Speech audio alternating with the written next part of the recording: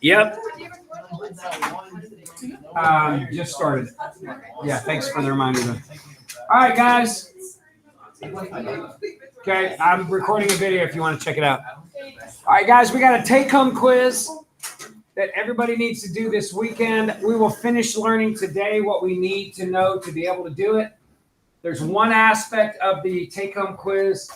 I still have not talked about how to convert from degrees to degrees, minutes, seconds, or from degrees, minutes, seconds to degrees. I'm going to give you till Monday to have a calculator. At that point, you have to have at least a cheap scientific calculator because you have to figure out how to do that on these problems and how to do well on these with your calculator.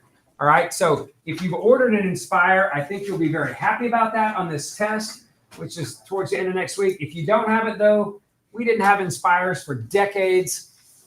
We figured it out. It is just going to be a little bit trickier. And sadly, it's trickier on the problems that historically people missed. Okay. So I would go ahead and get one. You need one. If you're like, I am nowhere near taking this class next year, and I'm going to get the calculator that the regular pre-cal teachers use, I understand that, but I still am telling you the Inspire is a better calculator. And if you had issues figuring it out, Helmers can help you. There's a zillion videos on the Inspire.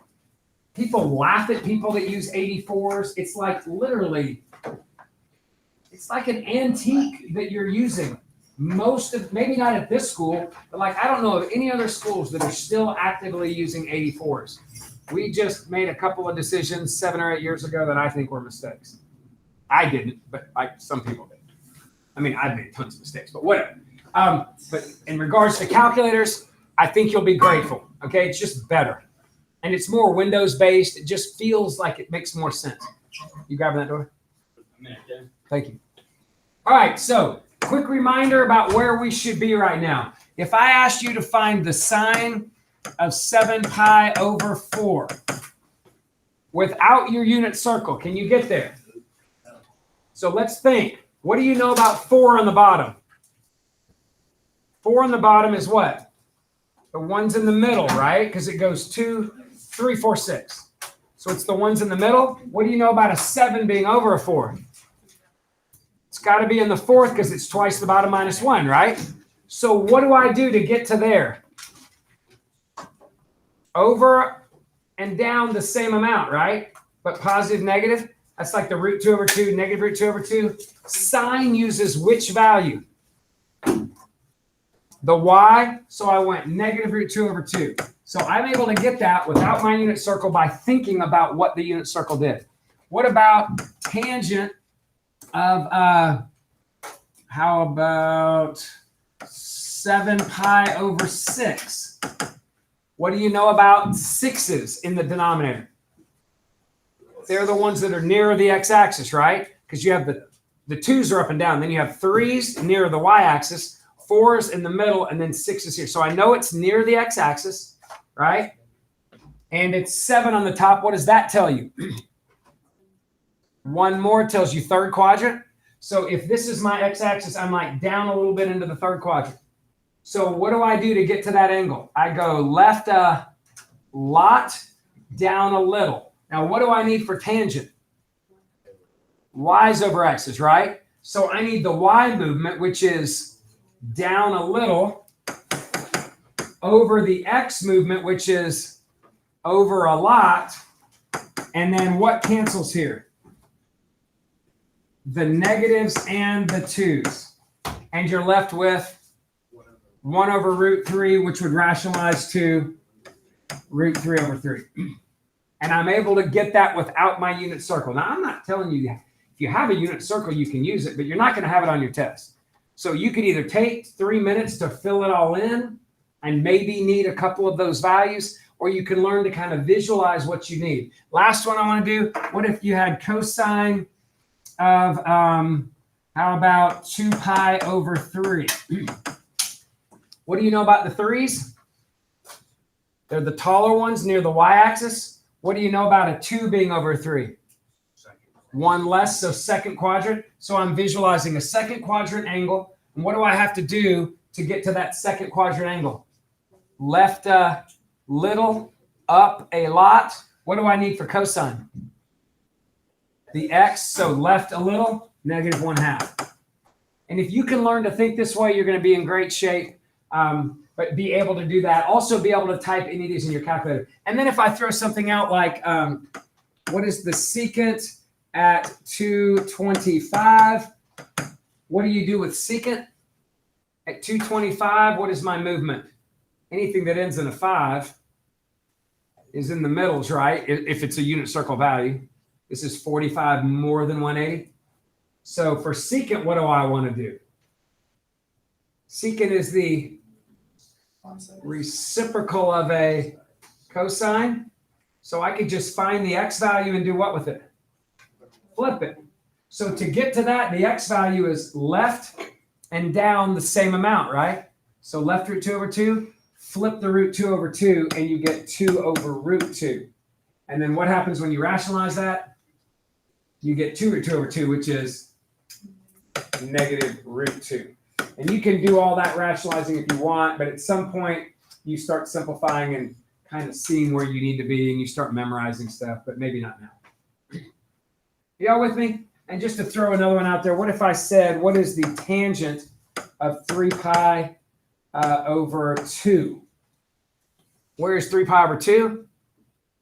Straight down. What do I need for tangent? Y over x. Straight down is what?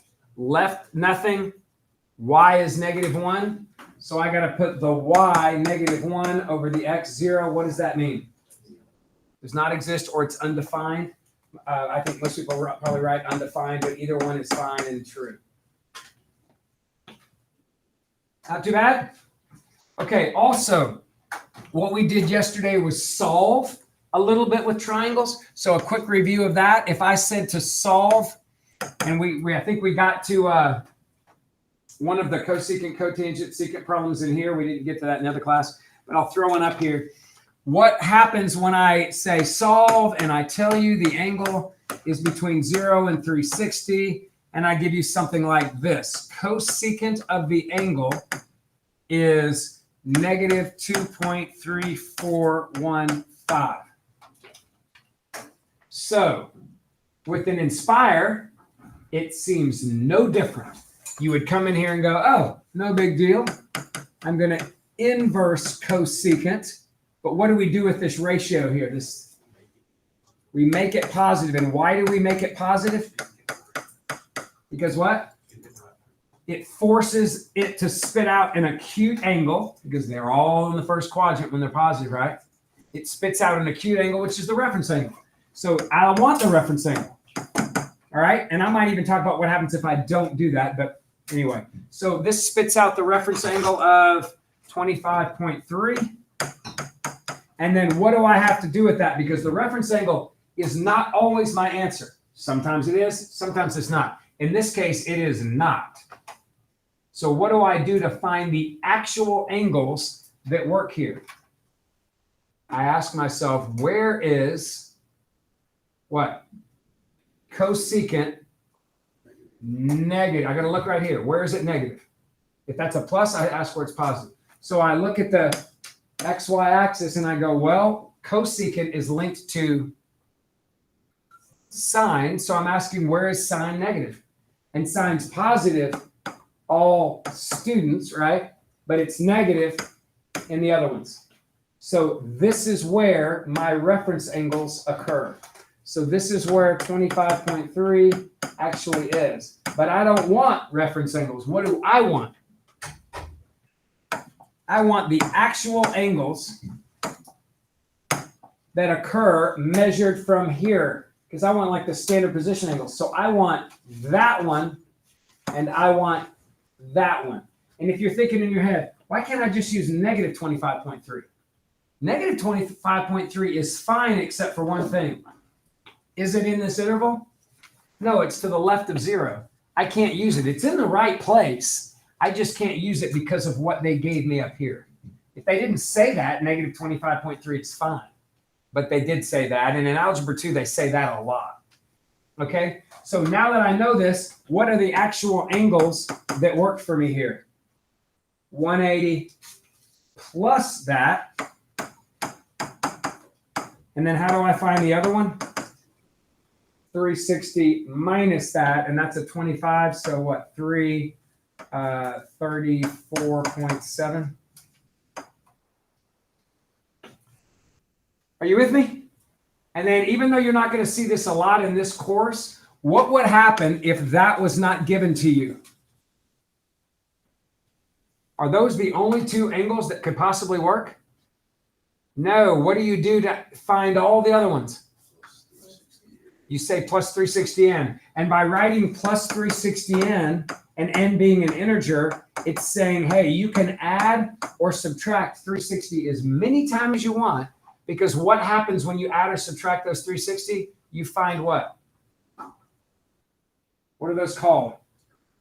Coterminal angles. And coterminal angles, they're different, but the trig functions of them are not. So if I were to type cosecant of 205 in, I get that. If I do cosecant of 565 or whatever, I still get that. If I do cosecant of 694 or whatever, I still get that. All the coterminal angles would work. But if I do mention this, then you don't need the plus 360n. You don't need to talk about the other ones, because if you add or subtract 360 to these, you are no longer in this interval. Now, if you look at this one, what's so special about that interval? Good question. I'm just talking about what Algebra 2 does. I like to give questions that go from 0 to 180. What would 0 to 180 mean here? You have no answers that work. What would 0 to 1,000 mean? Ooh, 0 to 1,000 is not only going to include these, but I could add 360 twice to that one and get two more angles in that range, or I could add it once to this one and get an angle. So you really just have to look at that, but just know for now, you see a whole lot of 0 to 360. And if it said 0 to 2 pi, you'd have to give your answers in radians. But for our test, we're going to stick to degrees, and that's our happy place. Y'all with me on this? Okay, so today, I think is a super easy day.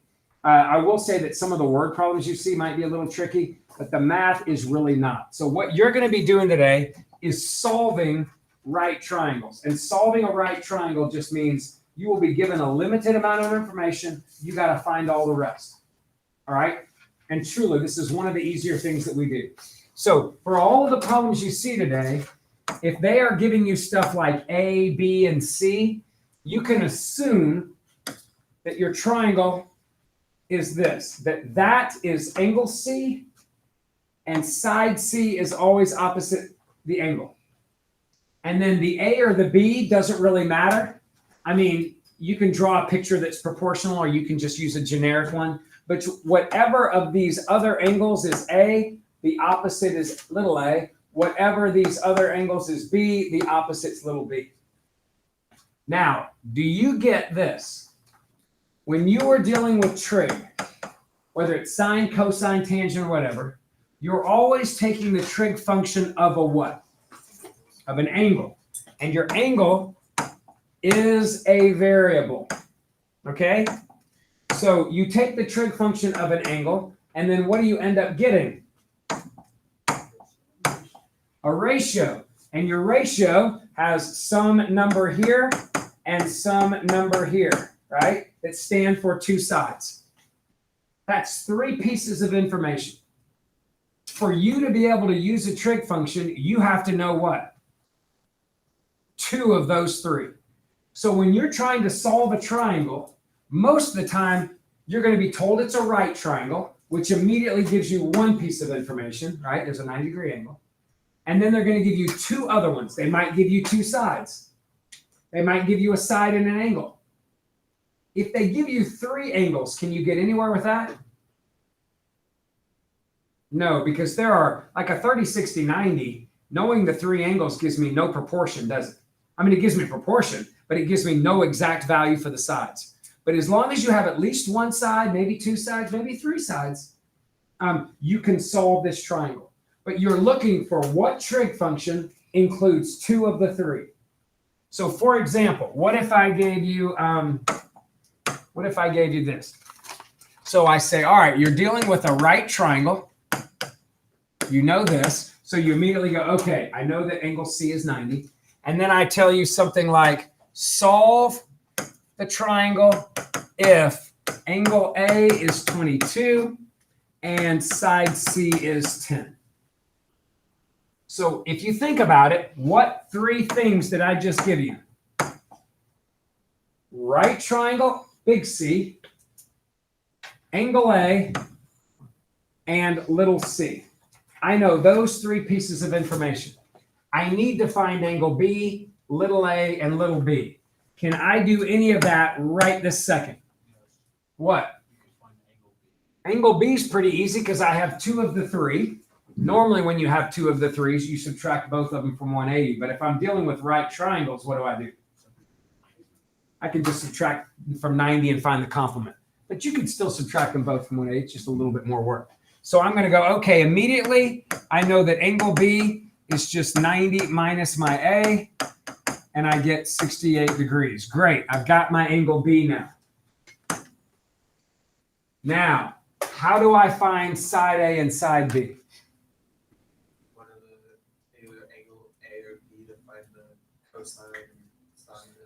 And why did you pick cosine or sine and not tangent?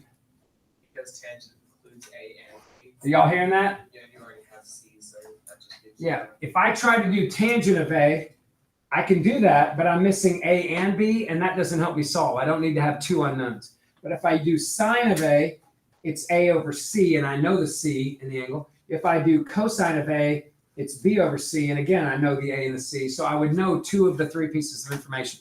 By the way, he said I could use either angle. That is completely true. But what if I accidentally went 90 minus 22 is 78? And then I use angle B, I'm going to end up missing these other two values because I made a careless error, right?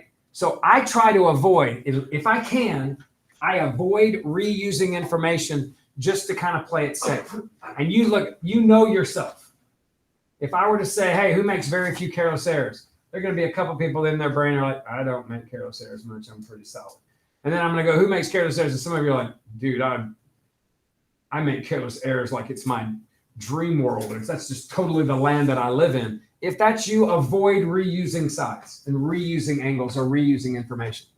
So I've locked up B. I'm great about that, but I'm going to stick in the land of angle A at this point to help me. So yes, I am using sine of angle A, 22, equals the opposite little a over the hypotenuse, 10. And then how do I solve for angle A? Hello?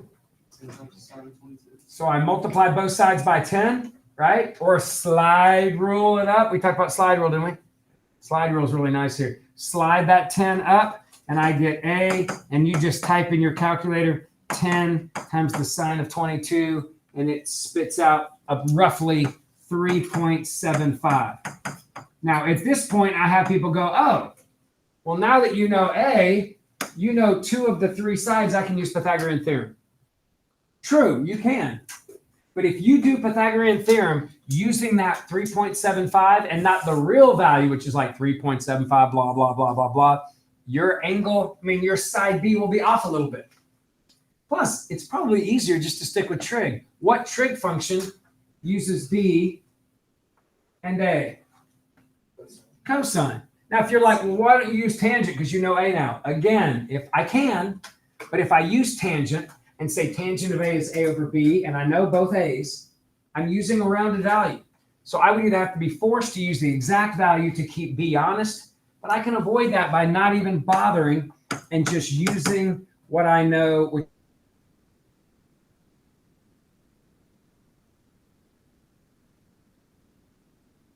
which would be, and B spits out, 9.27 roughly. And you would just round whatever the problem tells you to round. Y'all seeing this?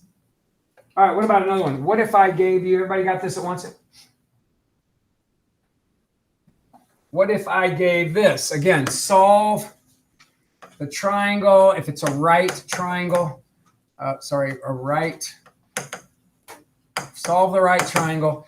And I'm going to tell you A is 12, B is 7. Now, again, if I tell you it's a right triangle, we know that that's going to be your little c, big C, and that A is going to be one of these.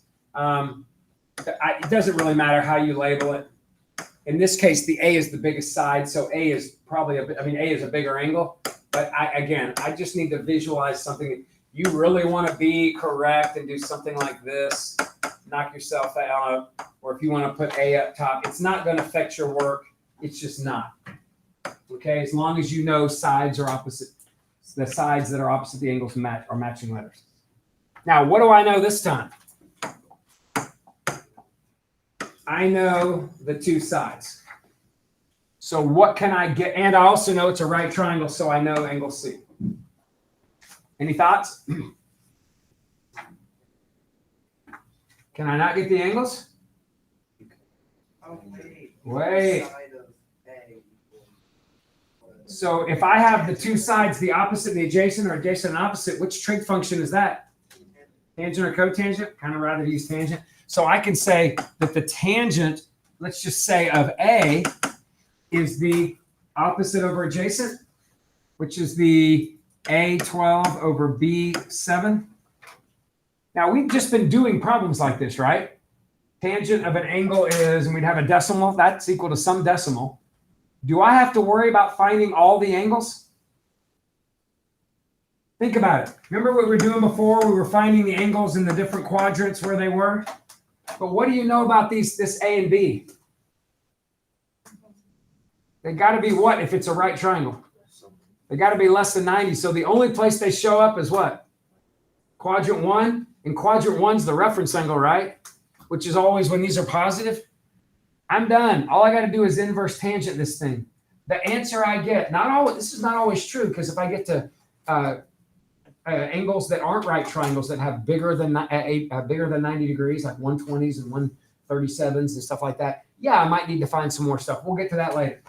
But for these, I don't have to worry about the other angles where tangent's positive, because I know right now that angle A is acute, because all angles on a right triangle are acute except the C.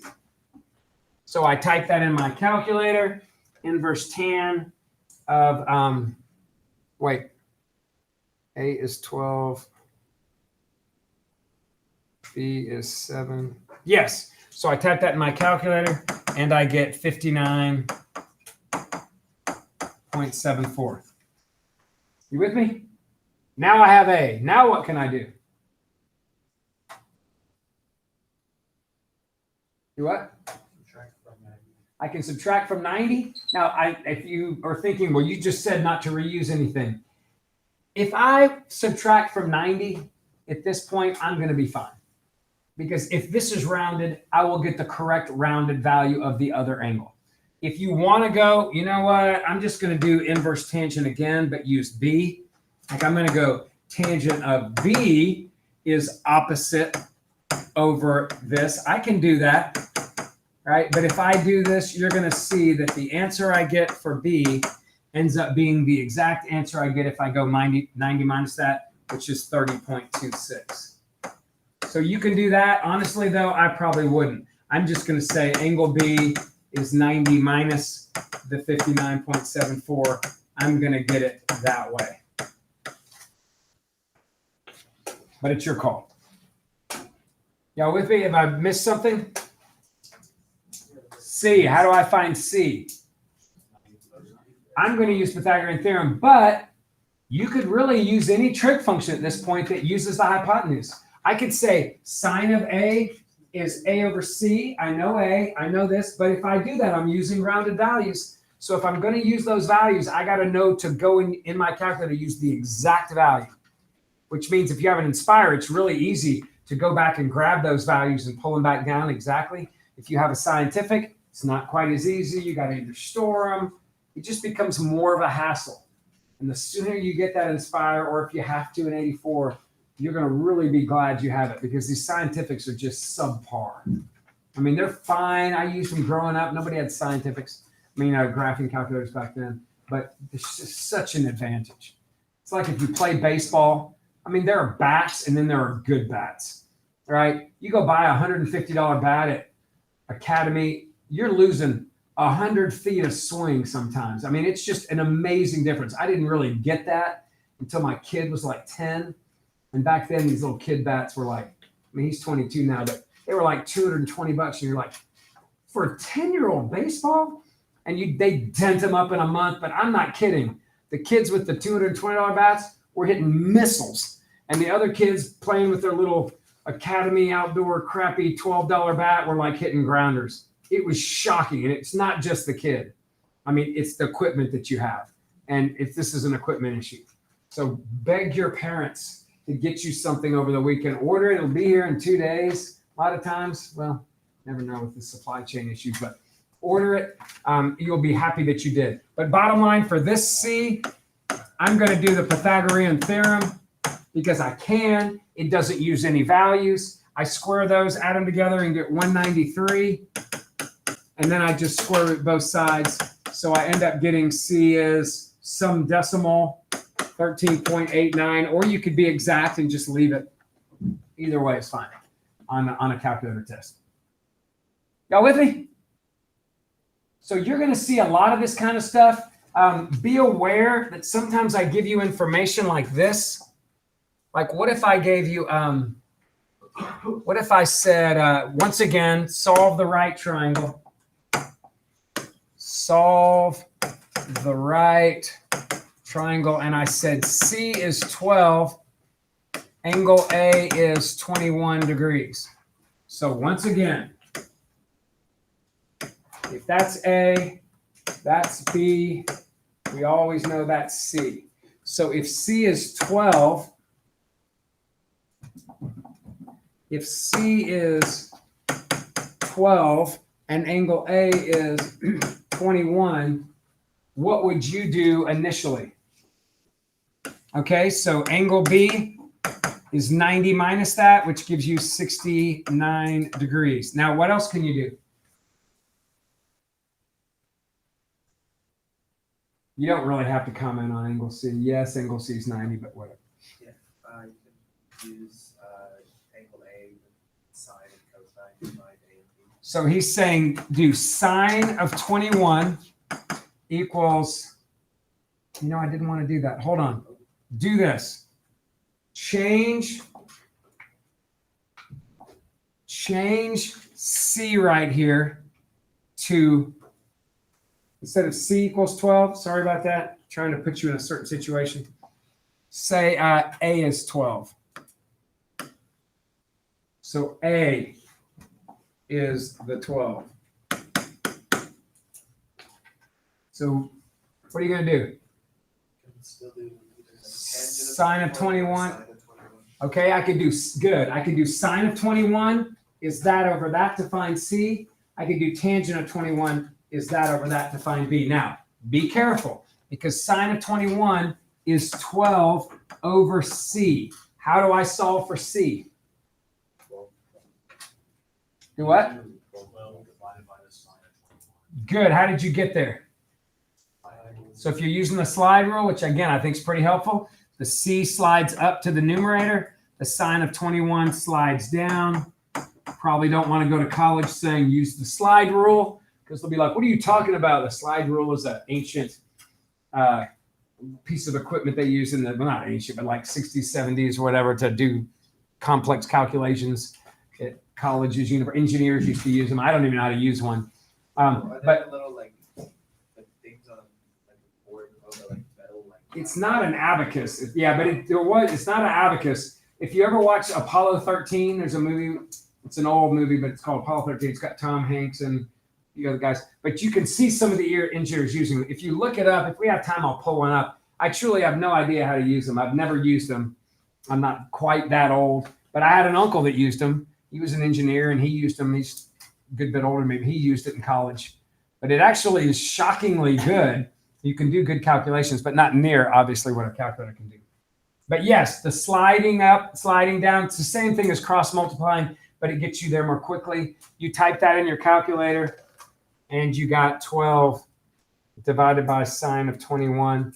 I could also pull out cosecant and not even have that issue. But again, if you don't have that function on your calculator, that makes it a problem. So side C was 33.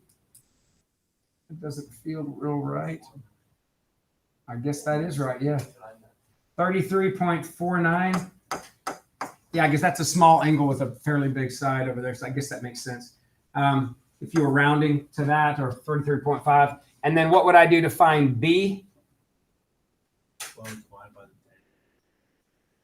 So you could say tangent of 21 is 12 over B. So like he said, B would be 12 divided by the tangent of 21. And that's going to spit out 31.26. And you just round whatever they tell you. And those aren't angles. Those are, sorry, I don't know why I put a degree sign there. Those are sides, not angles. Y'all good? Yep. On the test, like, what's the, like, how much you take out for rounding? Like, how much a lot of times I'll put you, there's a long answer to short answer. Sometimes if it's just 1/100th, nothing. Sometimes if you start making more than one rounding error, I might start taking off a half a point. I never take off more than 2 or 3 total. You'd have to, but if you're like, if it's 31.26 and you have 31.01, that's a good way to get dotted if it was a full problem, because you need to be exact. I don't know if I've told this story, but this is a true story. It happened in Phoenix. I-10 runs from Gainesville, I think, on the coast all the way through to the Santa Monica Pier in LA. All right, so one continuous university. You can hop, interstate. You can hop on one and cruise all the way to the other side of the country. At one point in the 80s, early 90s, there was a break in Phoenix. In Phoenix, it kind of came up through Tucson. I know this because my parents lived there. Came up through there, and then right when they hit Phoenix, you just had to hop off the interstate and drive an hour through Phoenix traffic. And then you hopped on the interstate and left. So they decided we need to complete this freeway. So it was all like elevated freeway through there. Well, they were working on it from both ends, okay? And somebody made a rounding error. Some engineer made a rounding error, and they realized at some point our roads are, they're not going to connect. And they couldn't fix it by like, well, we'll just put up an embankment on there and go full NASCAR around the corner and that'll work. They couldn't do that. And they had to rip down sections of this elevated highway at the cost of hundreds of millions of dollars to taxpayers. You do not want to be that guy who gets called into somebody's office and goes, seriously, you rounded? But he made a rounding error that capitulated to other rounding errors and made a gross mistake and cost his company $1 zillion, the state tons of money. Anyway, I don't know if he was fired or not. In some ways, you might go, well, we just invested a couple $100 million into you. I'm betting you don't make another rounding error. So who knows how that played out. But you do not want to be that guy or girl, I guarantee you. So if you ever reuse values, definitely reuse them. But definitely be careful about your rounding. And also, I realize that there's something about students, y'all's age. The double round freaks you out. I don't know what it is. The double round, like this. Round 21.698 to the to that. And they're like, whoa. Some of you are like, I don't know what you're talking about. And it's like, well, if I round that, then I got to round again. Oh my gosh. And heaven forbid the triple round. You know, for some reason, literally, when that happens, I have people that just like will leave me like 7 decimals to just avoid the rounding. It's not a big deal. If I'm asking you to round, go, well, that goes to a 0, that goes to a 7. Okay, I'm all right. I'm going to survive it. But for some reason, people freak out on the double round. Don't freak out on the double round. You know how to round. Have some confidence. At least take a jab at it, okay? But anyway, and certainly don't. It's so bad that in AP Calculus, we have to round to 3 decimal places, but they change their rules. I know, it's bizarre. Like, we have to round to 3. So let's just say we had 21.759 9, hold on, 9, 8, let's say, and you have to round to 3. It was so bad, people were missing. In an AP, you have to be accurate to 3 decimals, that they changed the rules and said, okay, you can round or truncate. Truncate means you can chop it and just keep that, or you can round and keep that. But it had to do with the double round where they changed the rules. Like, it is that real of a thing that people freak out about the double round. Don't be that person, right? Just, it's not a big deal. If that rounds it to 0, just carry a 1. You got to carry a whole bunch, then it really starts getting sketchy. You got it. Now, couple things. Do you remember, I'm pretty sure you've done this in a prior class, do you remember angle of elevation and angle of depression? You remember those? Do you remember what they were? Okay. Okay, so I'm going to draw you a picture, but let me just tell you, this is not hard. It's hard if you don't know one thing.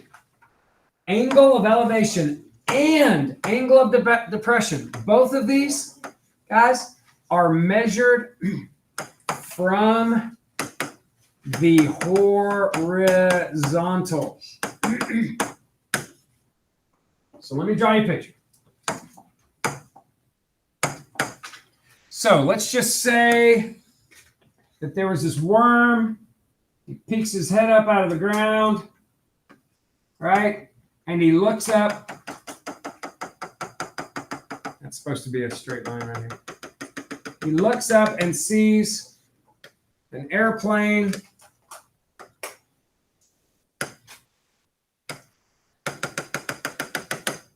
flying along, and there's a guy in there looking down, very good eyesight, and he sees the worm. Okay. That's a big worm. Huge worm. Okay, guys, this right here, assuming the worm is really near the ground, right? This is the angle of elevation because it's measured from the horizontal. And so if the worm is looking straight out and he looks up from the horizontal, that is the angle of elevation, okay? Most people have no issues with that, angle of elevation, okay? The people that have issues go, oh, well, the angle of depression, and they call it that. They call it angle of depression. But angle of elevation and angle of depression are measured from what? The horizontal. So that would be my angle of depression. Now, I don't know much about geometry because I learned from Miss Wakefield. She was troubled that year.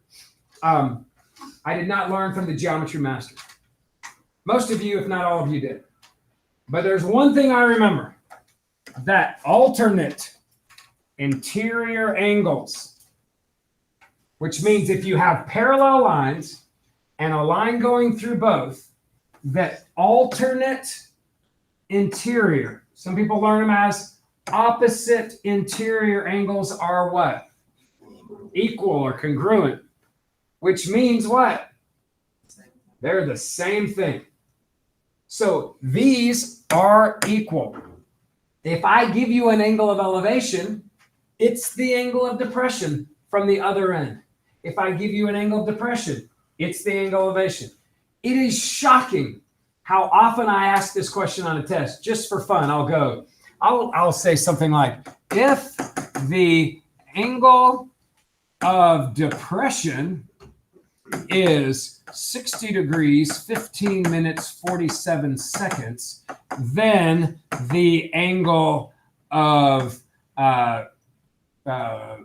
elevation is what? And I'll make it multiple choice. It is shocking how many people will miss it. They'll be like, oh, it's the complement.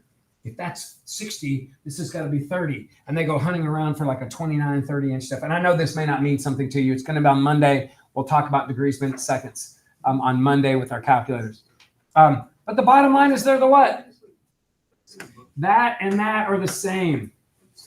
So make sure that you know that. And also make sure y'all with me? Make sure you can actually do these. Like, what if I gave you this word problem and I set up kind of like this, right? So you drew the worm and you whatever, and I told you, okay, what if I said the angle of depression is 27 degrees. The height of the plane is 4,021 feet.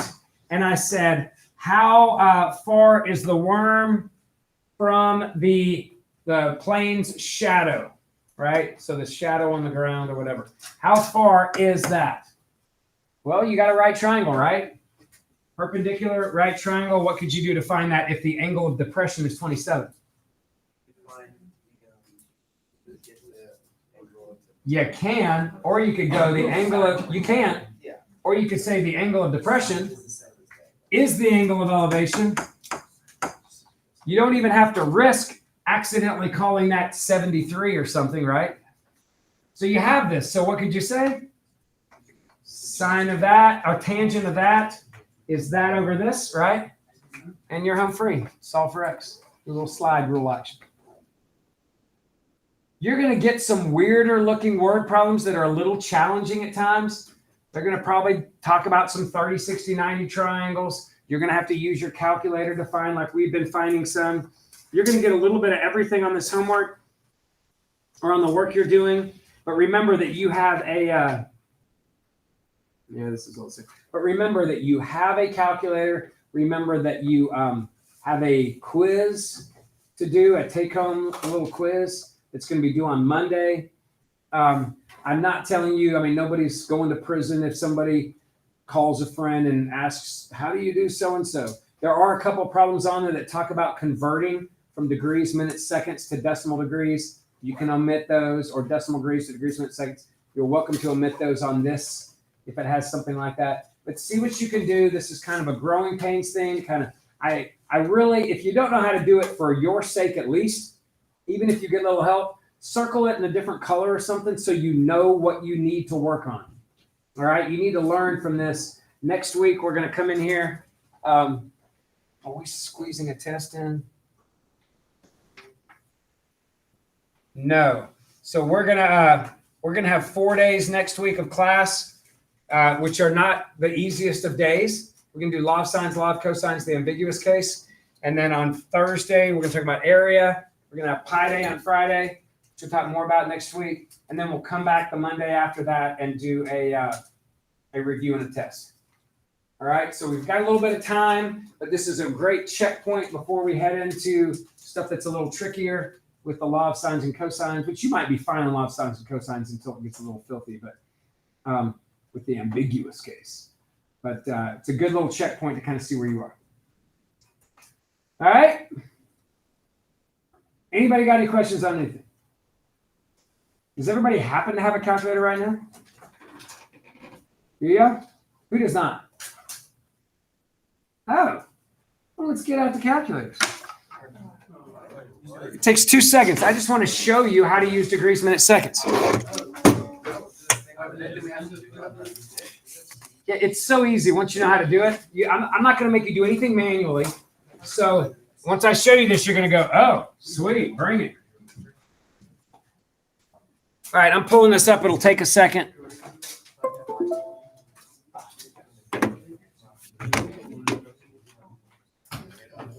And who has an Inspire on them right now?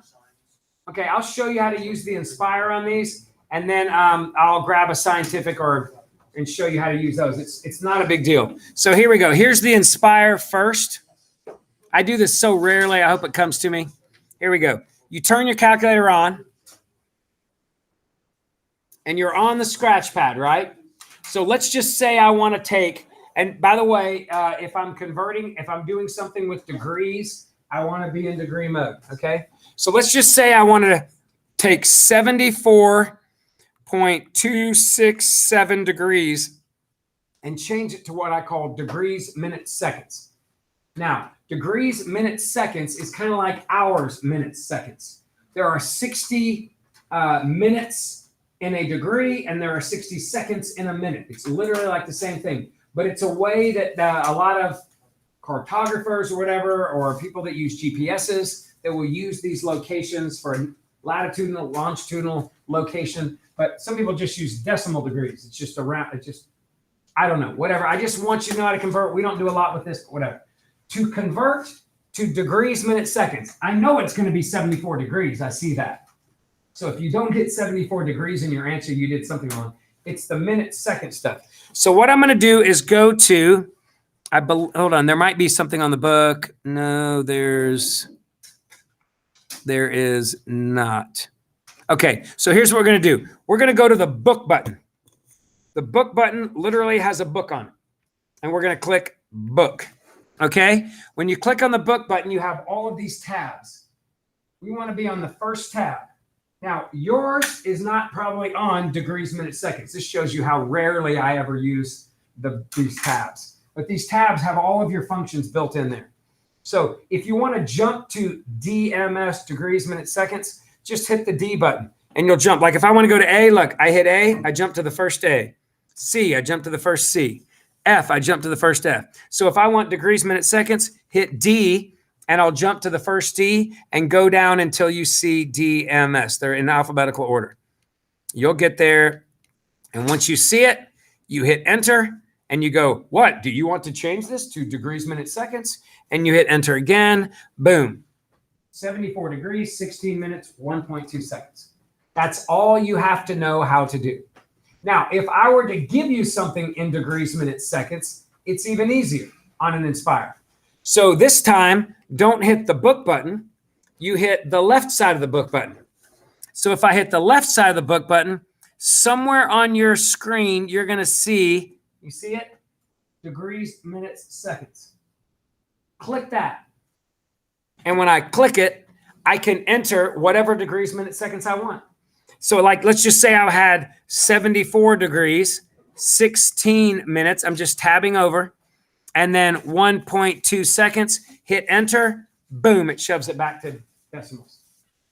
It's that easy with the Inspire. Now, if you have one of these, if you have one of these calculators, which is a very, very common one, these work this way, okay? So let's just use those same two. If I had 74.267, y'all with me? Guys, right here, if I have this, look, there's a button right here that has a degrees, minutes, seconds on it. Right there. Click it. And it has degrees, minutes, seconds. But if I scroll to the right, would you like to go to DMS? Why, yes, I would. And you hit enter, degrees, minutes, seconds. And if you want to enter degrees, minutes, seconds, you do this. You type in 74. You hit the degrees, minutes, second button, again, the DMS button, and choose degree. And then if you want to enter 16, you hit the DMS button again and choose minutes. And then if I want to do 1.2 seconds, hit it again and choose seconds. And then hit enter decimal degrees. Y'all with me? If you have anything other than this, just see me about it. And if you can't figure it out, and I can show you, but that's really all you would need to be able to do is know how to convert. We're not doing any of that manually like I used to in the Stone Ages. Sorry? Did he? Yeah, it's not a bad thing to know. It occasionally might show up at a math tournament, but yeah, you got to repeat it a couple times. Yeah, it's just basically a little stoichiometry. Yeah. It was on the homework last night, so we learned it. Yeah, it was on the homework. Okay, and yeah, if you haven't done that, you do not, I am not holding you accountable for doing it manually. You just have to know how to do it with your calculator. I mean, I used to teach it thinking it would be on a math tournament again. I haven't seen it at a math tournament in probably 12 years. So it's just, there's other things we can focus on. It's like calculating a square root by hand. You know, we've moved on. Although we do that in calculus.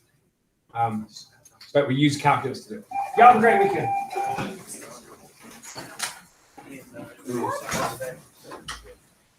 That's right. It was 1-5 here. Probably doesn't have a game.